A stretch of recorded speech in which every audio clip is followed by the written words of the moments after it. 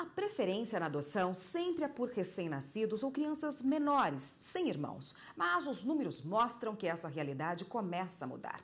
Mais de um quarto dos pretendentes à adoção no país já aceita adotar irmãos. É o que mostram dados atualizados do Cadastro Nacional de Adoção. Segundo a Corregedoria Nacional de Justiça, 9.834 dos 34.576 pretendentes já cadastrados, ou seja, 28%, dizem estar dispostos a adotar ao menos duas crianças que aguardam juntas uma mesma família. E para falar mais sobre esse assunto, está aqui no estúdio a advogada Cristine Jacarandá, que é membro da Comissão de Direitos da Criança e do Adolescente da OAB do Distrito Federal. Boa tarde, doutora. Boa tarde, tudo bem, Érica? Boa tarde, tudo bem. Esses números que a gente viu aí mostram que esse cenário da preferência por uma criança só e recém-nascida pode mudar no Brasil? Claro, olha, o que nós temos observado? Como um todo, a sociedade ela muda, ela está sempre em evolução. Mas essa mudança vem particularmente e prioritariamente das questões de políticas. Nós podemos observar que até nas próprias propagandas, publicidade, aquela questão de divulgação da adoção, as matérias hoje divulgadas na mídia têm sido maior. Outro dia nós vimos uma reportagem muito interessante que pais se interessam de adoção por crianças especiais.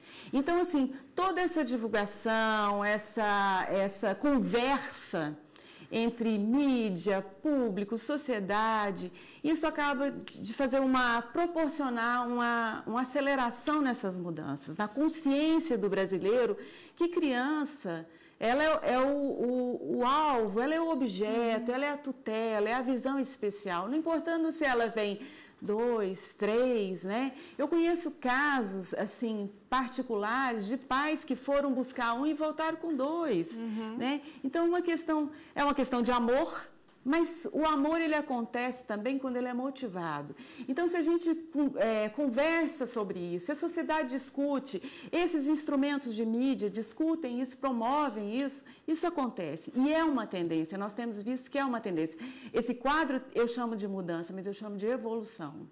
E quais mudanças foram feitas aí na lei de adoção? Houve mudanças, na verdade? E ela facilita a adoção hoje em dia ou ainda um processo muito burocrático? Vamos abordar em 2 pontos agora. A mudança foi grande, houve mudança no ECA, né? Em questão de artigos e parágrafos, nós tivemos mais de 200 modificados. Então, não é uma mudança pequena, né? E o Código Civil nesse assunto, através da 12010 de 2009, que é essa lei que veio mudando, também foi alterado na substância, na forma. Então, é uma mudança fundamental de questões que já estavam acontecendo, foi uma atualização legal, uma mudança grande. Mas agora, a segunda coisa que você me perguntou, melhorou o processo? Eu sou uma crítica do processo. Eu acho que o processo de adoção no Brasil, ele é muito lento, tá? E aí entram vários vetores que participam dessa lentidão. A nossa própria administração pública, na questão de orçamento, que são designados aos conselhos municipais, que a gente sabe que o orçamento nacional aqui, o orçamento geral da União, é uma questão, né, extremamente politizada. Então, a questão do Congresso, até chegar lá no ponto, isso tudo demora muito. E isso precisa ser mudado, priorizado, para quê? Para que esse procedimento de adoção, ele seja... Por quê? Doutora, por que você está falando em questão de orçamento? Porque precisa de pessoas que trabalhem nesses órgãos.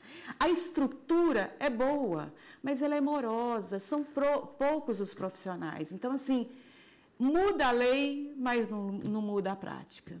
Doutora, a gente está falando da legislação, a senhora disse que ainda é um pouco burocrática demais. Se por um lado ela é burocrática, por outro lado tem a adoção brasileira que não é nada favorável. As pessoas acostumam a adotar um jeitinho aí que não é bom. Na verdade, se nós reconstruirmos essa questão de adoção, a adoção no Brasil nasceu assim, né?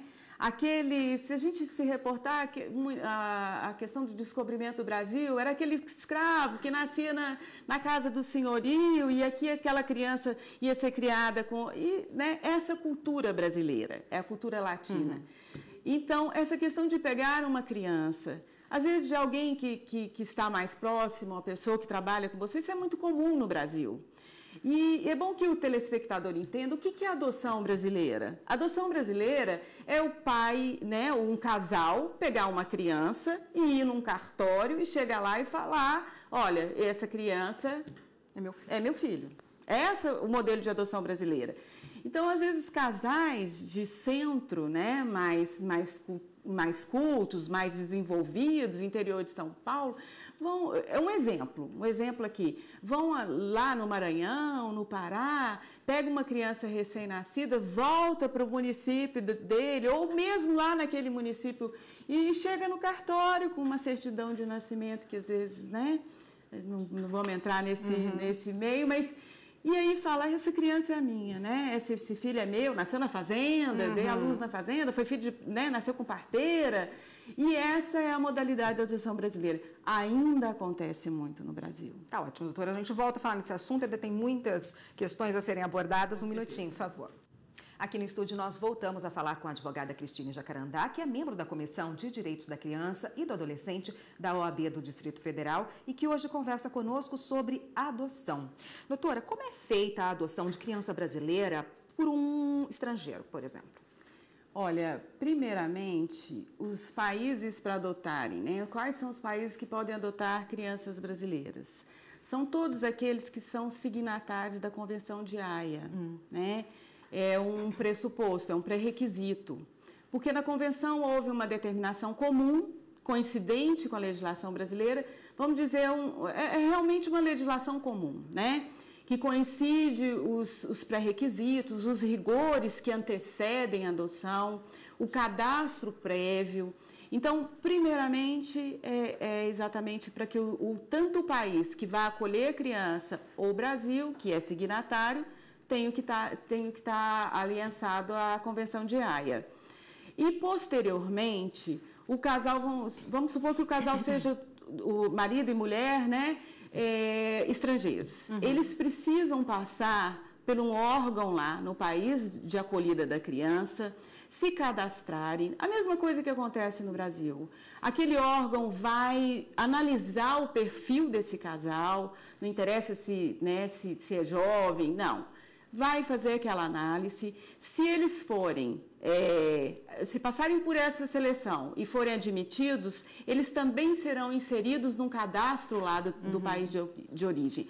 Depois de inseridos nesse cadastro, eles enviam um relatório para o Brasil, onde é colocado aquele casal, insere também numa lista de pretensos adotantes, mas é importante dizer, Érica, é o seguinte, o Brasil, ele prioriza a adoção por pais brasileiros. A saída de criança para fora do Brasil é assim quase que em última instância. Esgotados, por exemplo, nós vimos que são 34 mil e o número aí de pais que pretendem adotar. Então, se esgotar dessa lista, uma criança que não atendeu todos os pré-requisitos dessa lista, não tem nenhum pai brasileiro, aí sim vai abrir essa possibilidade de pais estrangeiros, entendeu? Então, a nossa prioridade é que a criança fique aqui no Brasil.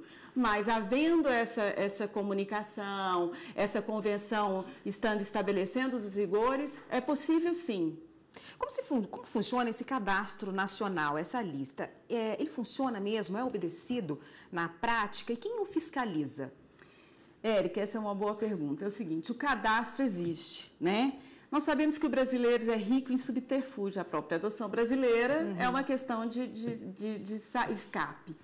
Mas ele funciona. É um cadastro que começa lá no município, depois ele vem para a instância estadual e é um cadastro federal. Ou seja, um juiz, um promotor que está lá discutindo uma adoção, ele vai olhar na lista que é nacional, se aquele casal que está entrando com aquele pedido já judicial, em fase judicial, obedeceu a lista cronológica.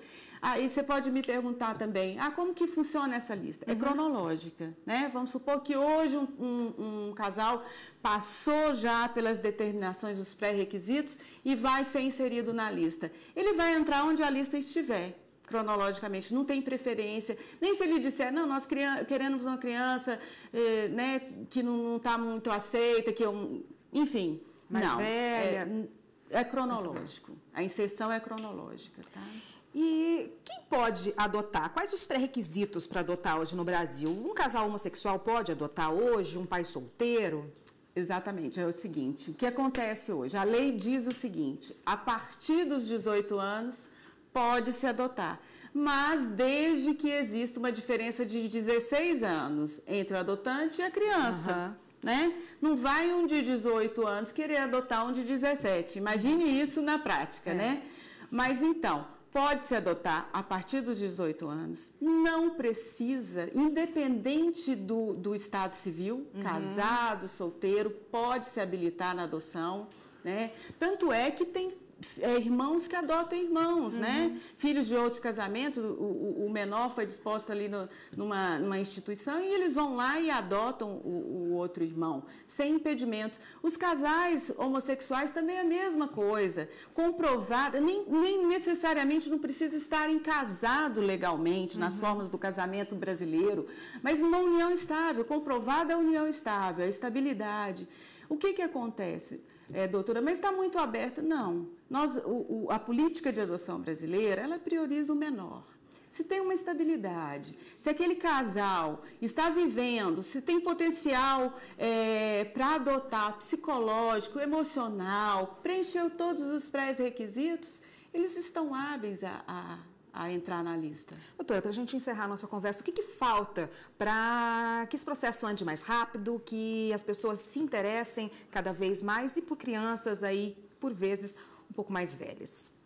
Olha, Érica, eu seria um pouco, como eu disse, eu já sou crítica, né? O procedimento em si é bom, né? Ele é cuidadoso, ele cuida da criança, o Ministério Público fiscaliza, o Conselho Tutelar está ali nos municípios fiscalizando a qualidade do procedimento. Mas a maioria dos pais que nos procuram, né, nessa fase, nesse desejo, eles dizem, doutora, é muito complicado, né? Nós vamos numa primeira entrevista, até que se marque a próxima entrevista, acontece às vezes um intervalo de 6 meses. Mas por quê?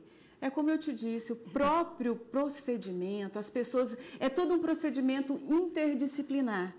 São psicólogos, são profissionais de ramos diferentes, vamos dizer assim, né? E aí todo mundo precisa passar por essa análise, precisa refazer essa estrutura. Ou essas entrevistas acontecem conjuntamente, né? Isso é uma hipótese.